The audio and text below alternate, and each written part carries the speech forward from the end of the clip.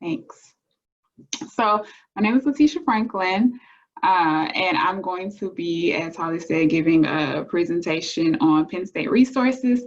And I hope that, this helps everyone to remain like a balanced, well-rounded graduate student.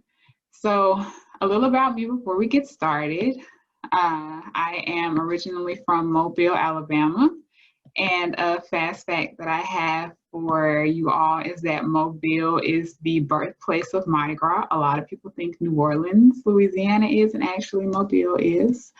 I am a 5th year and I use C. elegans or microscopic worms as a model organism to identify and understand metabolic changes that are associated with muscle dysfunction. So I have here pictured, I just took a picture through the lens of our microscope of what the worms look like. And the 3 organizations that I give my time to is the Black Graduate Student Association, the Graduate Women in Science, and the Minority Graduate Students in STEM. And this is pretty much the bulk of my life. Yeah, this is my life pretty much, those 3 organizations and my research. I also have a YouTube channel, but I'll mention that at the end. So I want to be a little interactive and just ask, what has people heard about graduate school pertaining to, what things should you expect coming into graduate school? As far as your time is concerned, is it going to be a stressful thing? Just what are some of the things people have heard? And you can just shout it out or type it in the comments.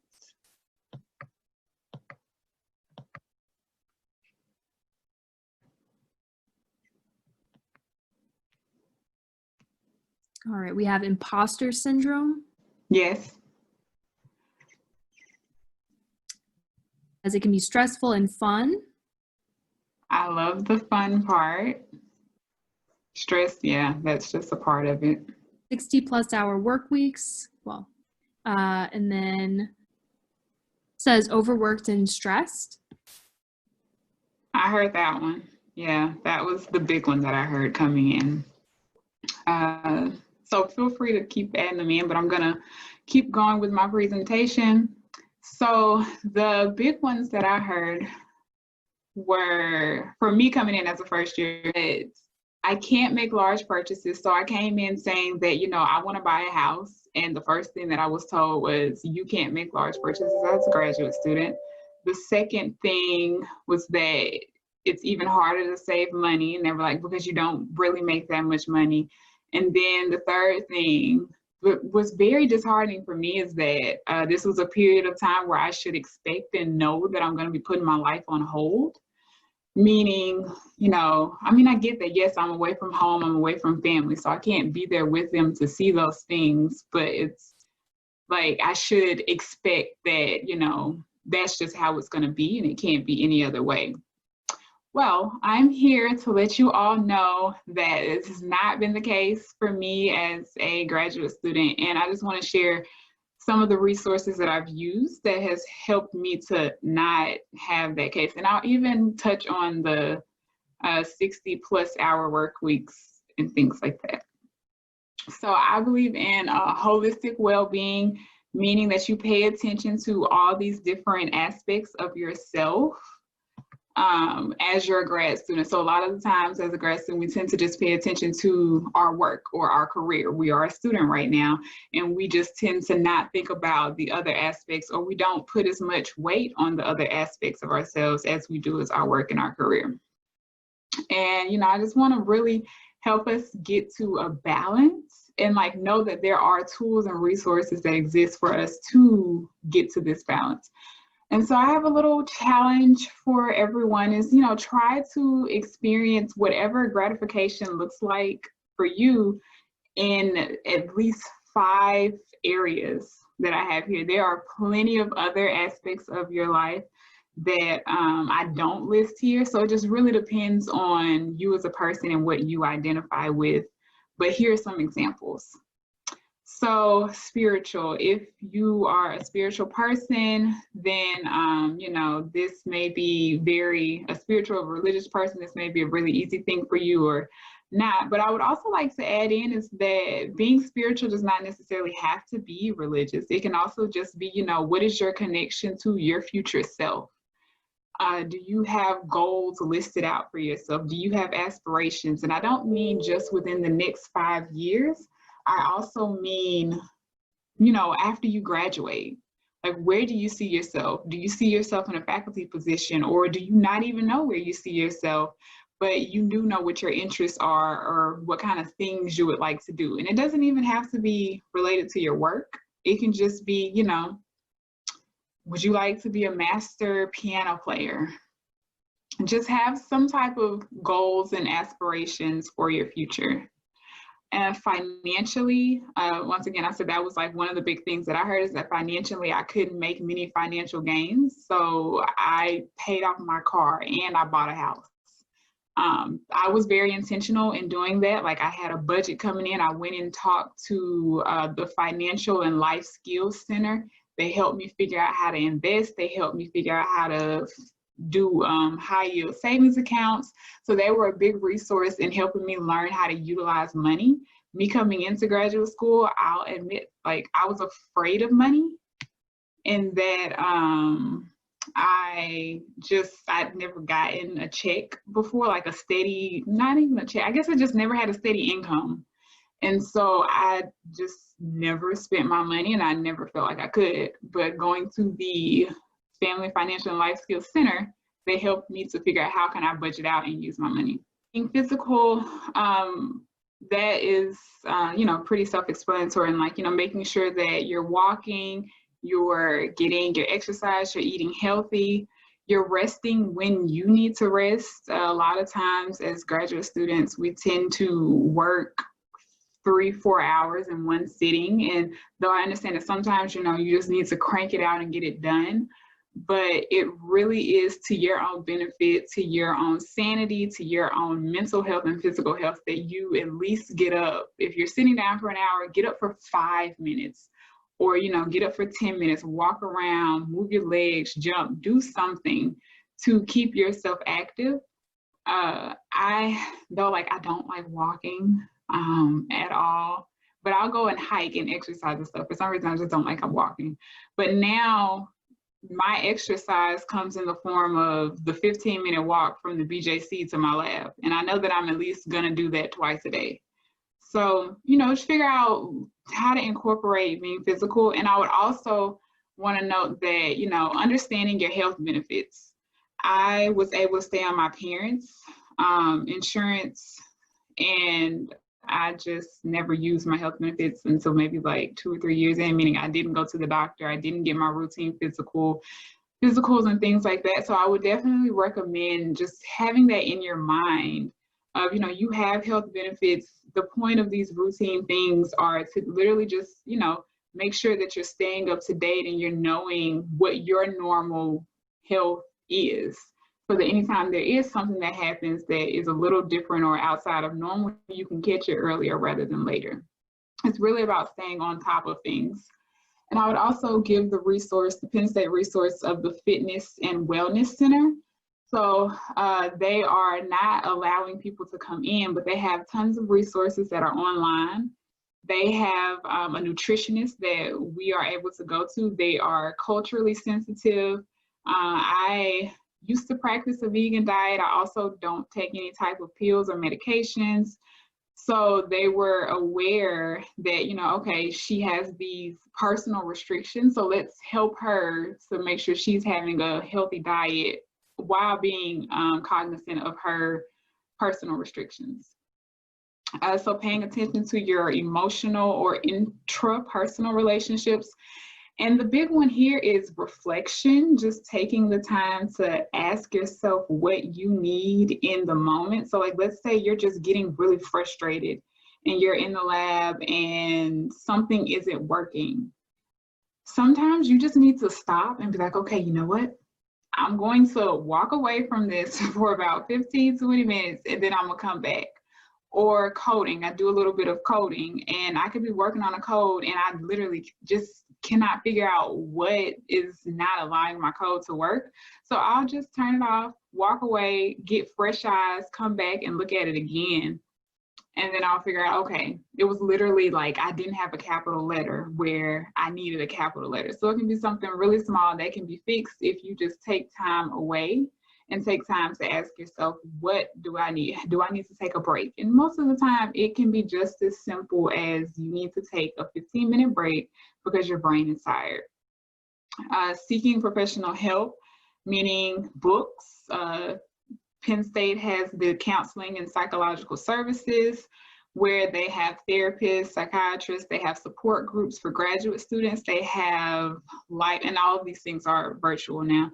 And they also have life hacks, which are hour sessions where they just give you tips and information on things such as like, how do you navigate transitioning from, undergrad to grad, or how do you navigate handling stress? So Intellectual, I know that we're all here because we are educated, we read and things like that, but a lot of the times as graduate students, we tend to focus on our specific area and we just hyper read on everything pertaining to that. And so, just keeping in mind that you are a whole person and you have other interests outside of just your science and your research. Like, don't forget what makes you you as a graduate student. And so there's the things of, reading a book that's outside of your field, reading news articles, having conversations. And here I want to point out that, BMMB has a mentor program, and you can schedule regular Zoom meetups with your mentor now, if you want to just keep it within I know that they have monthly things that they do, or if you want to have some, one-on-one time with that person where it's not in a group setting, but just making sure that you know that you're going to already prepare yourself for when it does get hectic, when, you are forgetting to keep up on things, you already have them scheduled.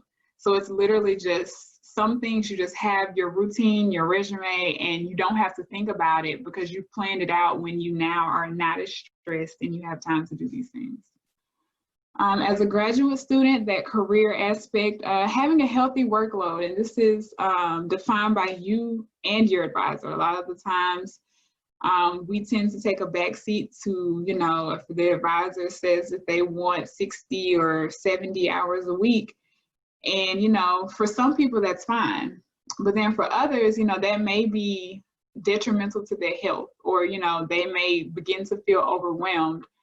Have a conversation. Communication is key. And as graduate students, we're new to this, especially in your first year, you're trying to figure these things out. But if you start to feel like, there's too much, or like you can't really handle it, that's where it's really important to talk to somebody. And, if it's your advisor or the professor for the class that you're taking, just have a conversation and, see what can be done, like what you can do as a student, and even what the professor can do or your advisor can do to help you get back into balance. Don't just keep pushing yourself to the point of burnout. Like, we want to have healthy and happy lives as graduate students while knowing that stress is just a part of being a graduate student. Like, stress is a part of life, honestly. So if you weren't in grad school right now, you were somewhere else, you'd probably still experience stress.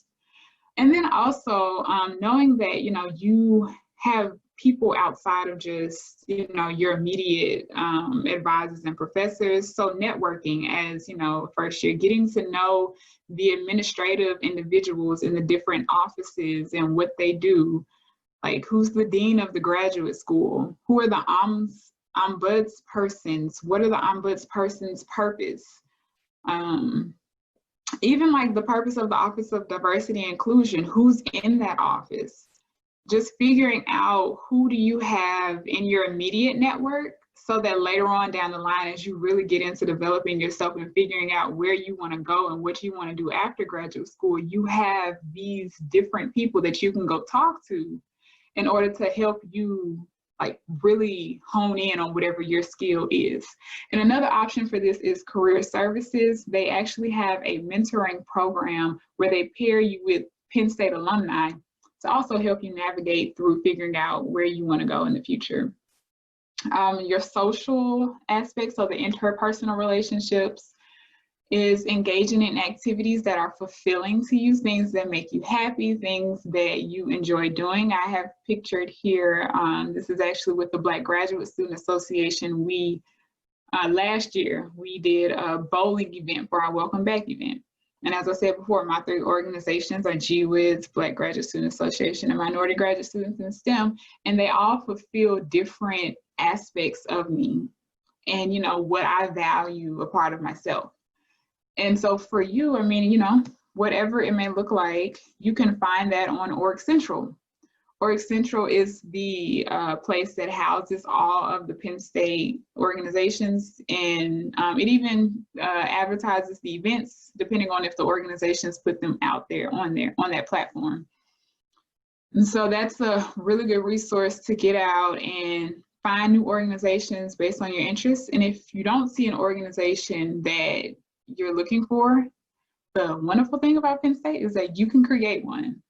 So, and that's actually what I did with minority graduate students in STEM. Shashi, who's no longer here, but he was like, you know, we should create a community for students in STEM. And I was like, yeah, I really like that idea. And he was like, all right, I'll give you some money to do it, go do it. That's where that networking thing comes into play, of like knowing what people are interested in and things like that. So I've kind of told you what does this look like in my day-to-day life, but some really key things for me is creating routines. So like I have a morning routine, an evening routine, and a work routine. I don't follow these things to the T, and I don't do them every single day. But on the days where I just feel like I just don't know what I'm doing, like I'm over here feeling imposter syndrome, and I'm like, well, why am I even here? I have a foundation that I can look at and say, okay, well, you know, I know when I come in the lab, I need to check on my worms. I know I need to, you know, clean up my desk, or whatever I have put into that routine so that it can get me going. And then that way I will fall into some type of flow or rhythm. It's really easy. It seems like it's a lot to try to incorporate all of these things into your life, but a lot of things can encompass more than one at one time. So my example is hiking. Of course, when you go hiking, it's a physical thing, but also, you know, depending on who you go hiking with, maybe it becomes a social thing. And then what are you talking about? So it can then be an intellectual thing. You can be talking about what's going on in politics today, or what's going on with the pandemic today. Or it can even also be an emotional booster for you. I went on a 10-hour hike with another graduate student in my cohort, and though I was very upset with her for taking me on that 10-hour hike, at the end of it, I felt really proud of myself, because I was like, yo, I just did a 10-hour hike, which is something I've never done before. And also half of that hike was me climbing up, like literally like climbing up a mountain, which is why I was upset with her. And then also the most important thing is that you cannot just sit in something if it's not working for you. So this took some time for me to get into, but once I like got in the habit of, oh, this does not feel comfortable, or this does not feel right for me, let me try to navigate this and figure out what can I change, or what can I figure out what does work for me. So not sitting in something and not continuously banging your head against the wall if something isn't working for you, and using that network that you have to figure out what can I do and how can I live a little bit better. And so I've already mentioned most of these as I went. The only thing that I probably didn't say is that a lot of the fitness classes are being held online now. So like they have a yoga, meditation, fitness classes like every Monday. The Penn State Library is having their open house. They also have a website called Canopy, which offers a ton of free movies movies or documentaries. Yeah, and then going to signing up for listservs so that you know what events are going on, and actually reading your emails so that you can catch these opportunities. A lot of things are given out for free if you read your emails. But yeah, just pick one area and start like literally today. Like whether it's you decide, you know what, I'm gonna go schedule all of my health appointments for the next year, or I'm gonna go create my budget. Just pick something, and the ultimate like experience is for you to feel like you have a balanced life, for you to feel like you are doing well. And no, every single day is not going to be like great. There's some, you know, weeks where I'm like, okay, I haven't touched anything pertaining to like my financials, and you know, I've gotten off track. You know, I have not been tracking anything. And then you just, you know, notice that, and then you look at them and you get yourself back up to date and keep going. I have a YouTube channel. I created it over the pandemic time to address these things. Like I've realized that there are a lot of unsaid things that some people just get and catch on, and then others, you know, you wouldn't realize it until someone told you. And I'm always having conversations with graduate students trying to help them figure out what works for them. And so it's called Gratified Grad. You're more than welcome to go check it out. I have different conversations with different graduate students, and I just share their tips and their hacks and my tips and my hacks to getting through this graduate journey. Thank you, and I will take any questions.